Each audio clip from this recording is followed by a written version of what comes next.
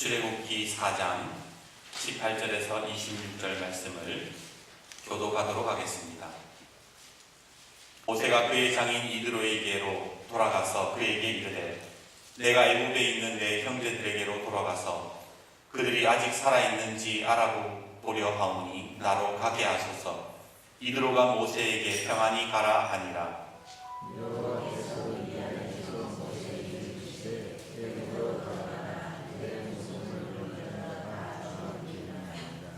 모세가 그의 아내와 아들들을 나귀에 태우고 애굽으로 돌아가는데 모세가 하나님의 지팡이를 손에 잡았더라.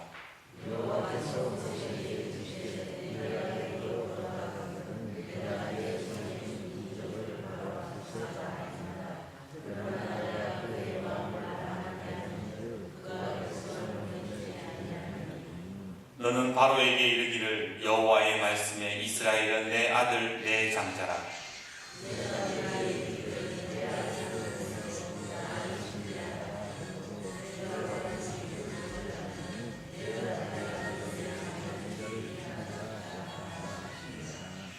모세가 길을 가다가 숙소에 있을 때에 여호와께서 그를 만나사 그를 죽이려 하신지라.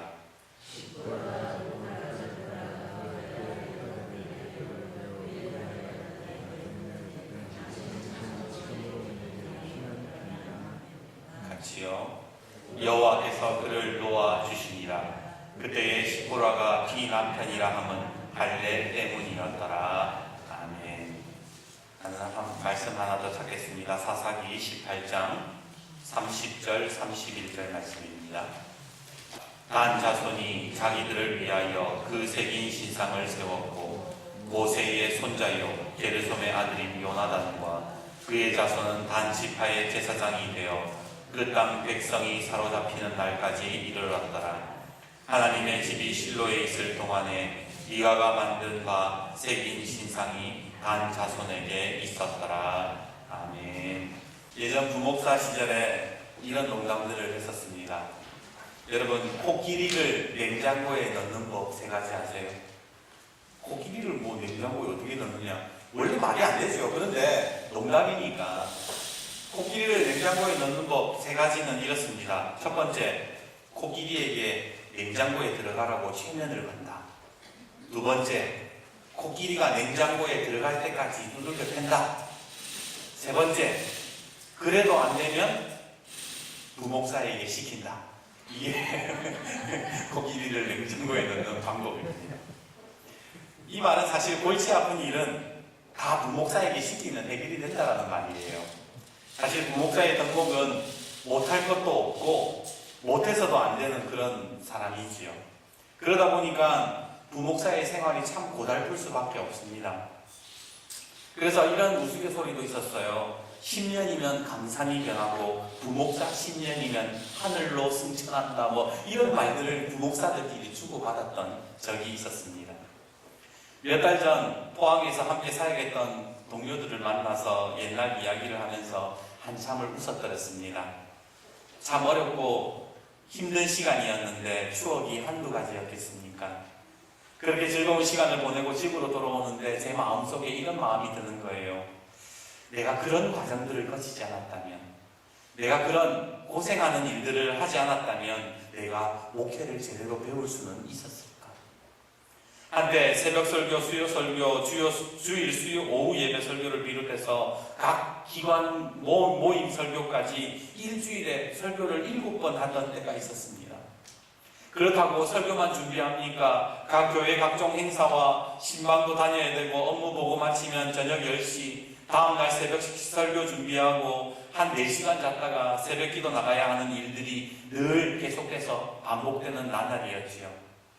하지만 그런 시간들이 있었기에 제 설교 실력을 키울 수가 있었고 교회의 업무를 배울 수가 있었습니다. 그렇게 고생을 하고 나니까 웬만한 일들은 어렵게 느껴지지가 않더라고요. 지금 와서 생각해 보면 하나님께서 이 좋은 교회로 인도하시기 위해서 저를 훈련시키셨다는 그런 생각을 하게 되었던 것입니다. 만약 그때 제가 참지 못하고 견디지 못하고 아이 더러워서 못해 먹겠네 이러면서 다른 교회를 옮기고 좋은 교회만 찾아다녔다면 어떻게 되었을까요? 가끔 후배 목사님들이 사례 많이 주고 편안한 목회지 없냐고 물어볼 때가 있습니다.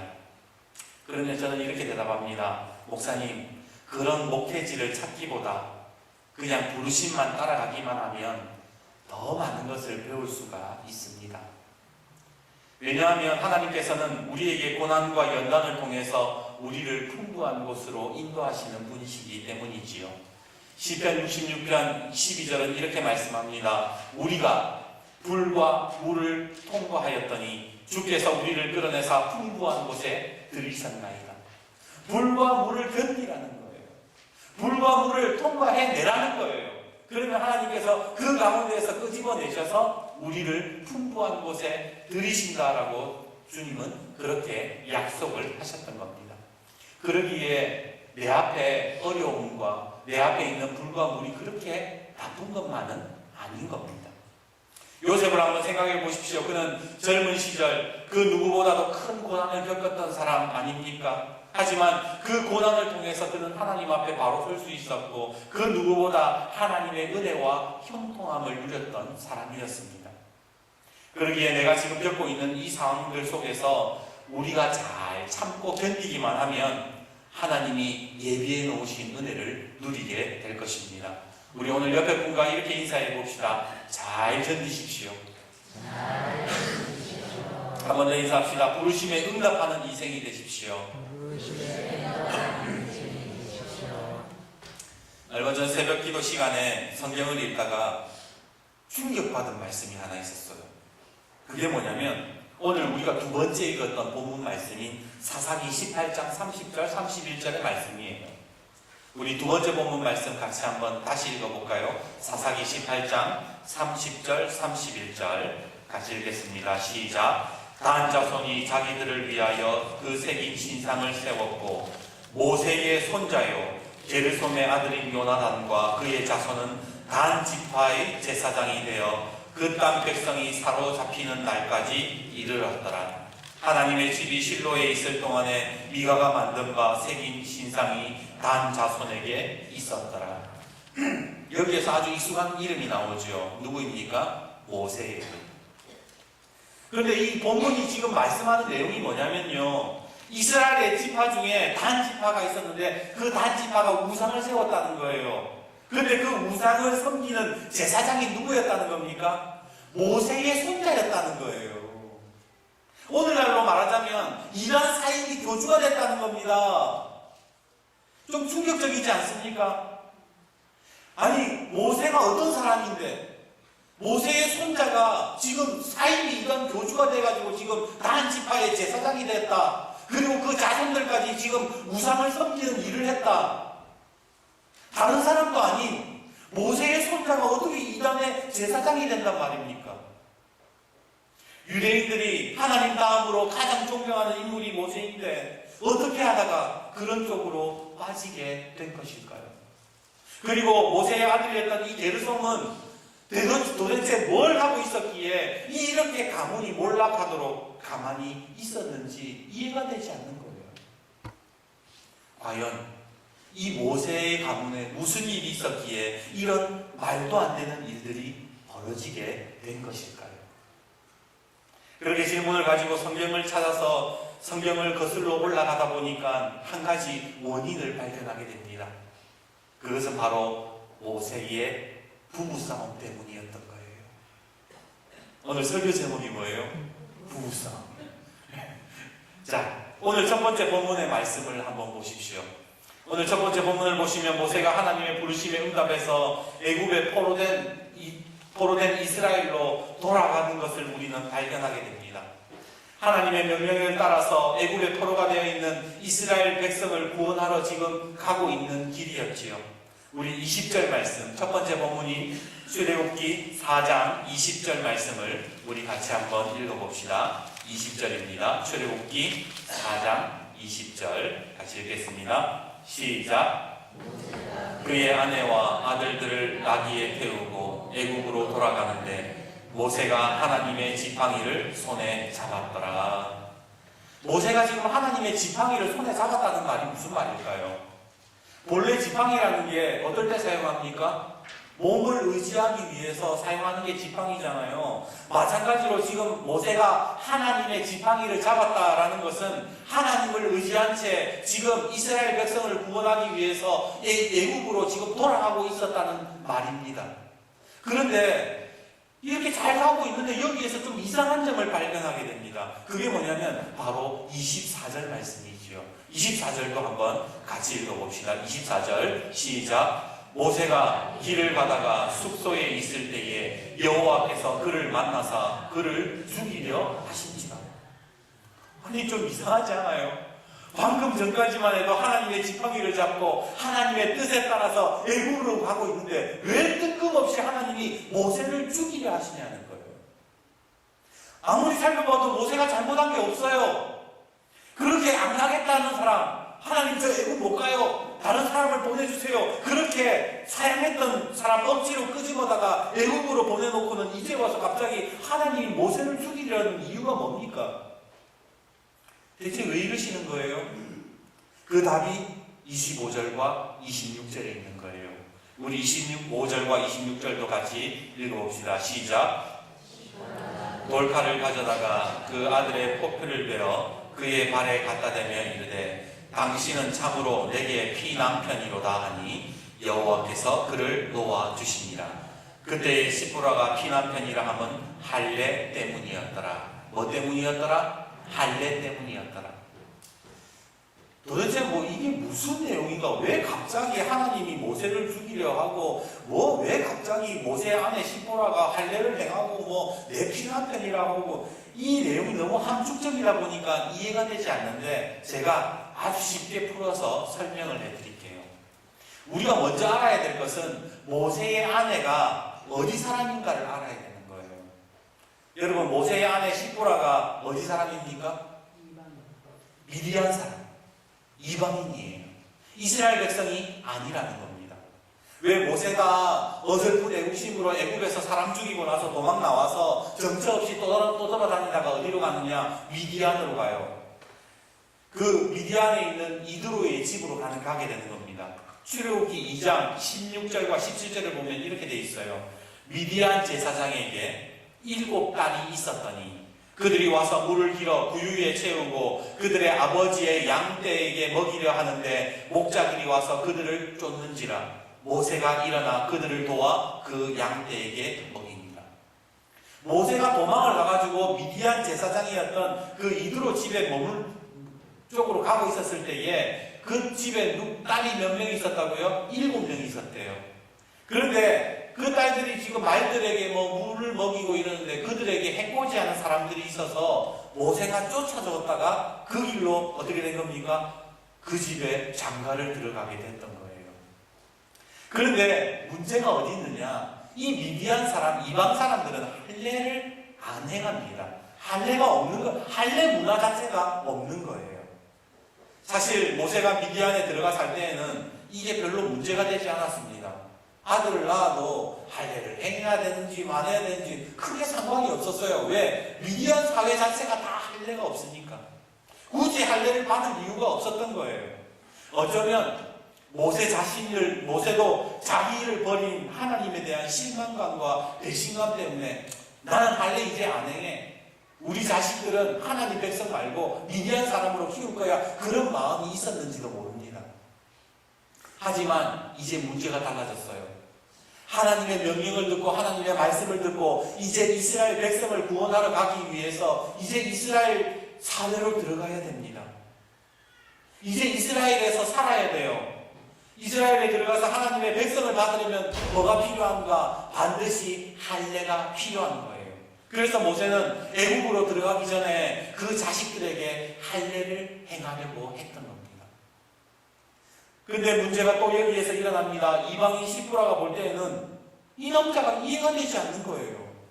여태까지는 가만히 잘 있다가 갑자기 이스라엘로 돌아간다 그러니까 갑자기 할례를 행하겠다는데 안 그래도 이 영감탱이가 산에 갔다 오더니 어느 날 산에 갔다 오더니 하나님 만났다가 그러고 어느 날 갑자기 편안한 집 놔두고 자기 백성을 구하러 가겠다고 그렇게 말하지를 않나. 그래도 오죽했으면 아이고 향수병 때문에 저러겠나 싶어서 따라 나서기는 했지만 지금 자고 있는 애를 바지를 벗기고는 칼을 들어서 할례를 행하려고 하는데 그것을 가만히 보고 있을 이방인 엄마가 어디 있겠냐 말입니다. 그래서 시보라가 모세를 막아선 겁니다. 아니 이 남자가 미쳤나? 지금 뭐하는 짓이요? 그렇게 모세와 시보라가 그 숙소에서 애굽으로 돌아가는 숙소에서 할례를 해야 된다, 안 된다, 절대로 안 된다, 그렇게 옥신각신하면서 부부싸움을 하고 있었던 거예요. 그때 하나님의 천사가 나타나서 갑자기 모세를 죽이려고 한 겁니다. 모세의 목을 졸랐는지 큰 칼을 들고 모세를 내리치려고 했는지는 모르지만 성경은 하나님이 모세를 죽이려고 했다, 그렇게 말씀하고 있지요. 그때에 다급해진 시보라가 이렇게 외쳤습니다. 우리 25절 말씀 다시 한번 읽어봅시다. 25절 같이 읽겠습니다. 시작. 시보라가 돌칼을 가져다가 그 아들의 표피를 베어 그의 발에 갖다 대며 이르되 당신은 참으로 내게 피남편이라도 하니 여호와께서 그를 놓아주시니라. 그때에 시보라가 피남편이라 함은 할례 때문이었더라. 이제 좀 이해가 되십니까? 그렇습니다. 그렇게 반대하던 모세의 아내 시보라는 다급한 상황이 되자 자신의 손으로 그 아들에게 할례를 행한 다음에 그 살점을 그 발 앞에 던지면서 당신은 참으로 나에게 피남편입니다 라고 그렇게 고백했다라는 겁니다. 여러분, 피남편이라는 말이 무슨 말인지 아세요? 그것은 이제 같은 핏줄이라는 거예요. 여태까지는 나는 이방인, 남편은 뭐 이스라엘 유대 사람 이렇게 살았는데 이제는 내 남편과 같은 핏줄, 나와 내 자식은 이제 이스라엘 백성입니다 라고 그렇게 고백을 했다라는 겁니다. 참 극적이죠. 아마 여러분들 중에는 이 본문을 처음 보시는 분들도 계실 거고 이런 이야기가 있었어? 하는 분들도 계실 것이고 아마 이런 설교는 처음 들어보셨을 겁니다. 저 또한 이번 설교를 준비하면서 너무너무 재미있었어요. 이렇게 한바탕 소동이 벌어지고 난 다음에 이후의 이야기가 어떻게 되었을까요? 부부싸움 진탕하고 하나님이 나서셔가지고 막 한바탕 소동이 벌어지고 난 다음에 이 두 사람이 잘 지냈을까요?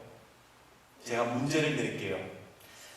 부부싸움 이후에 어떻게 됐는지 이 사람들이 문제를 낼 테니까 답을 한번 맞춰보세요. 1번, 부부싸움 한 후에 모세의 가정은 화해를 하고 다 같이 애굽으로 돌아갔다. 2번, 부부싸움 한 이후에 시보라는 애들을 데리고 친정으로 돌아갔다. 답이 뭘까요?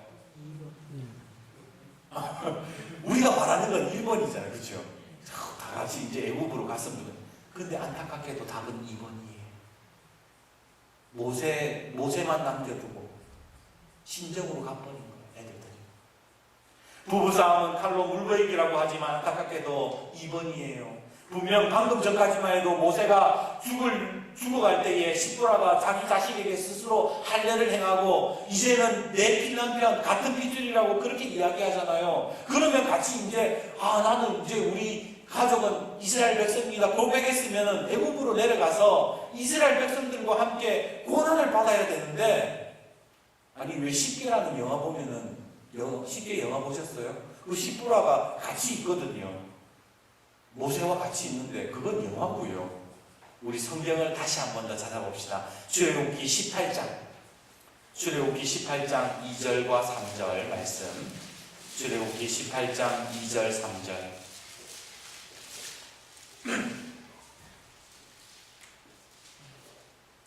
출애굽기 18장 2절 3절 같이 읽겠습니다. 시작. 모세의 장인 이드로가 모세가 돌려보냈던 그의 아내 시보라와 그의 두 아들을 데리고 왔으니 그 하나의 이름은 게르솜이라. 이는 모세가 이르기를 내가 이방에서 나그네가 되었다 하니요.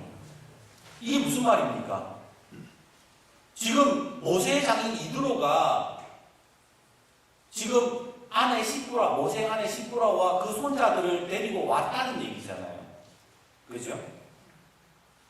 그러면 다시 다시 말하면 시프라는 그 사건 이후에 다시 친정으로 돌아갔다는 거예요. 그리고 나서 뭐예요?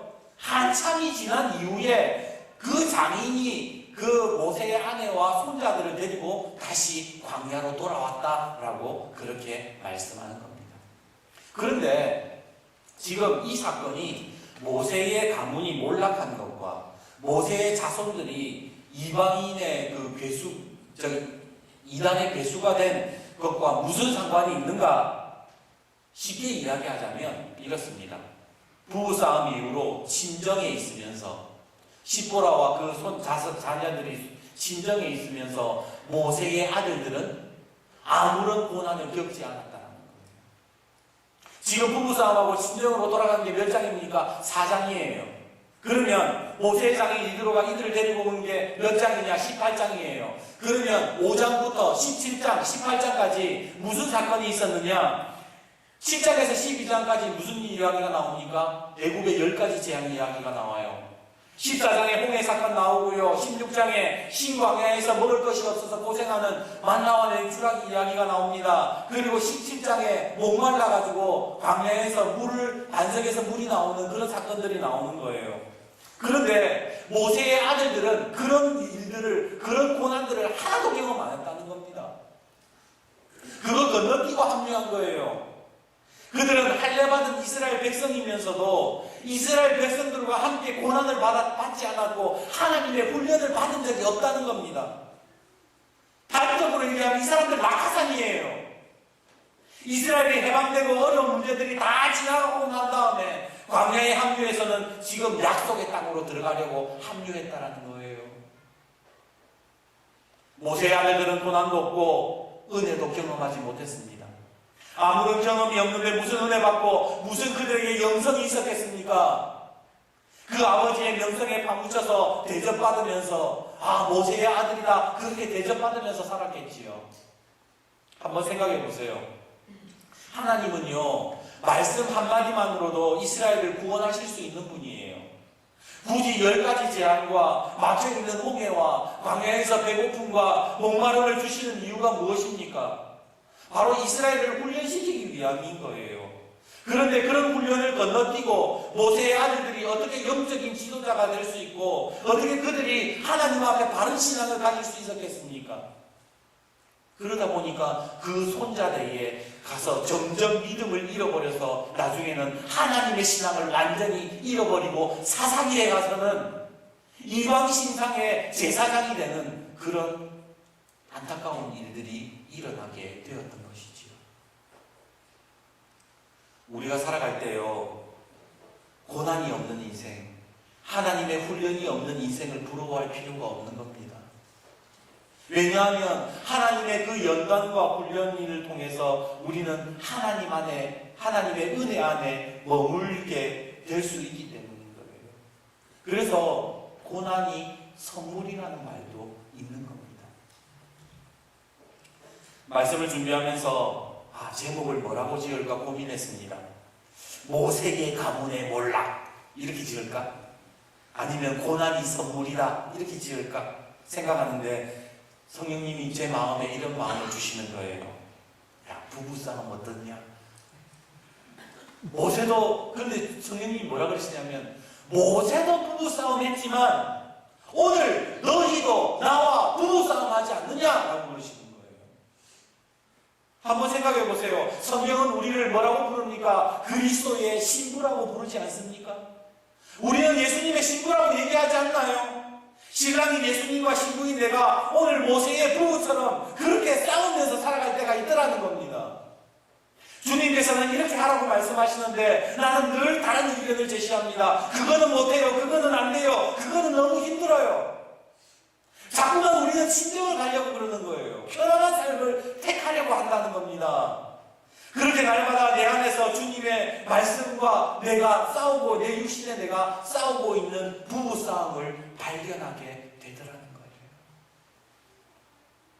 영적 싸움이라는 것이요 꼭 사탄 마귀와 싸우는 것만이 영적 싸움이 아니랍니다. 오늘 하나님의 말씀을 거스르려는 내 육신의 생각과 싸우는 싸움, 그리스도의 신부로 살겠다고 그렇게 다짐하고 처음 예수 믿었을 때에 눈물 흘리고 그렇게 살겠다고 했지만 여전히 세상의 방식 때문에 예수님의 말씀과 대립하는, 그리고 조금만 힘들면 심정으로 돌아가 버리는 내 자신을 발견하지는 않습니까?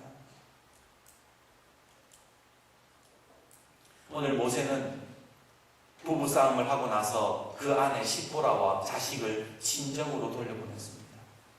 모세가 보낸 거예요. 모세가 가라 그런 거예요.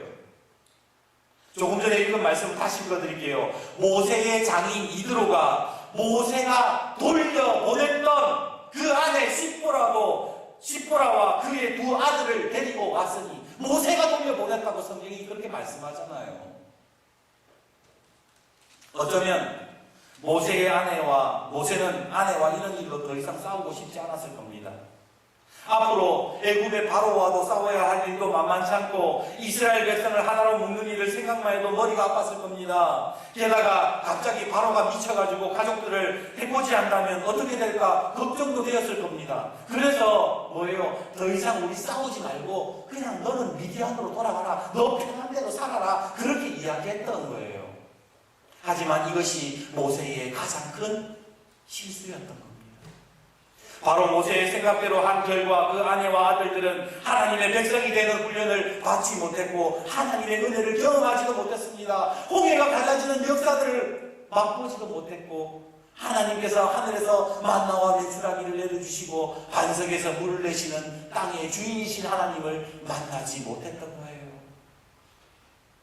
오히려 그들은 편안하게 살다가 잘못된 길로 들어서게 된 것입니다. 오늘 우리의 모습도 마찬가지입니다. 주님의 길을 걸어가려고 할 때에 수많은 어려움 앞에서 우리는 세상이 보장하는 편안함으로 돌아가고 싶어 합니다. 은혜는 좋지만 하나님의 백성으로 연단받는 훈련들을 그냥 건너뛰고 낙하산으로 약속의 땅으로 그냥 내려앉고 싶은 마음들이 우리 속에 굴뚝같이 있지 않습니까? 그러나 성경은 분명히 말씀합니다. 너는 그리스도 예수의 좋은 병사로 나와 함께 고난을 받으라. 자녀이면 또한 상속자, 곧 하나님의 상속자요 그리스도와 함께한 상속자니 우리가 그와 함께 영광을 받기 위하여 고난도 함께 받아야 할 것이니라. 훈련받아라고 이야기하는 거예요. 견뎌내라고 이야기하는 거예요. 그러기에 오늘 주님이 부르신 자리에서 우리는 함께 연단과 고난을 받을 수 있는 그런 영적인 백성들이 되어야 할 줄 믿습니다. 아멘. 그래야 성숙해지는 거예요. 성숙해지는 게 그냥 성숙해지는 게 아닌 겁니다. 물과 불을 통과하는 그 자리를 견뎌내는 사람이 성숙해지는 겁니다. 이제 말씀을 맺겠습니다. 조심스러운 이야기지만 말씀을 드릴게요. 지난달 포항에서 104회 대한예수교 장로회 총회가 열렸습니다. 설교 자리에서 총회장님은 이런 설교를 했습니다. 이제 더 이상 수치를 당하지 맙시다. 명성교회로 인한 세상의 손가락질과 교회들 간의 싸움으로 더 이상 한국교회가 수치를 당하지 말자라는 내용의 설교였지요. 어떻게 보면 총회와 그 아래에 있는 명성교회의 대립은 마치 부부싸움과 같았습니다. 그 오랜 시간이 지났음에도 서로의 의견이 좁혀지지 않았고, 그래서 이번 총회에서는 한 가지 수수관을 내게 됩니다. 그리고 그 내어놓은 법안이 무엇인가 2021년에 다시 세습할 수 있는 기회를 내어준 것이지요. 저는 이번 총회 결정에 있어서 오늘 본문의 말씀이 생각이 났습니다. 오늘 총회의 결정이 모세의 결정이 아니기를 간절히 바랍니다. 세습이 성경적이다 아니다, 저는 그런 것을 이 자리에서 말하고 싶지 않습니다. 이미 똑똑한 목사들이 온갖 구절 다 갖다 붙여놓고 서로 싸우고 있기 때문이지요. 그런데 저는 한 가지 묻고 싶습니다. 아니, 그분에게 꼭 한 가지는 묻고 싶습니다. 정말 세습이 그 아들에게 그 아들을 위한 길인지 꼭 묻고 싶습니다. 그렇게 세상의 손가락질을 받아가고 총회와 대립하고 온갖 불법을 행하면서도 세습을 해야 되는 이유가 뭔가? 이제 오늘 이후로 더 이상 명성교회 이야기는 하지 않겠습니다. 하지만 우리가 분명히 알아야 할 것은 교회는 하나님의 것이며 신랑 되신 그리스도의 말씀을 거역한 이들의 결말은 비참하다라는 겁니다. 그러기에 제 마음 깊이 사랑하는 우리 성도님들께 다시 권면해 드립니다. 10가지 재앙을 피하고 홍해와 같은 문제들을 만나지 않고 배고픔과 목마름에 허덕이지 않는 것이 복이 아니라 그 가운데서 하나님을 붙잡고 살 수 있는 것, 하나님의 연단 가운데서 이스라엘 백성으로 구원받은 백성으로 연단받으며 하나님의 은혜를 경험하는 것이 진정한 은혜요 복임을 다시 한 번 더 말씀드립니다. 아멘.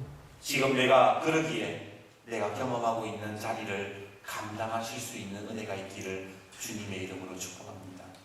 아멘. 기하기만 해서 되는 게 아니에요. 하나님께서 지금 내 인생 가운데에 허락해 놓으신 이 어려움과 물과 불들은 그냥 이루어지는 것들이 아니에요. 분명히 하나님께서 예비해 놓으시고 준비해 놓으신 것들이 있습니다. 그러기에 오늘 꼭 그 자리 속에서 잘 견뎌내시고 승리하실 수 있기를 바랍니다. 아멘. 영적 전쟁에는 사탄 마귀만 있는 것이 아닙니다. 오늘 신랑 되신 예수님의 그 말씀과 내 육신의 생각에서 나오는 내적 갈등, 곧 부부싸움에서 바로 주님의 말씀을 따르는 성도들이 되셔서 하나님의 나라에 이르기까지 아름다운 믿음의 가문들